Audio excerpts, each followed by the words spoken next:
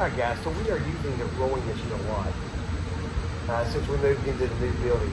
And I'm going to take a few minutes just to show you how to use it properly. Now, first thing you want to do is you want to strap your feet in, alright? Put your feet in the pad, just like this.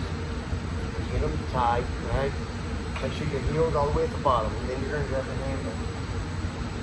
Now, the next thing you're going to do is you're going to push through the legs and pull with the arms. So, push through the legs, pull with those arms.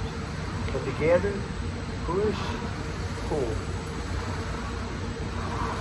Just like that. And you want to pull pretty vigorously.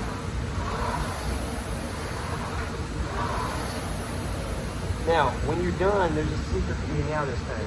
First of all, make sure you put the pull back in the area where it came from, right? Now, the second thing is, getting out of this thing, you loosen off your feet, you slide your foot forward, lift your heel, pops right out. Forward, the heel pops out.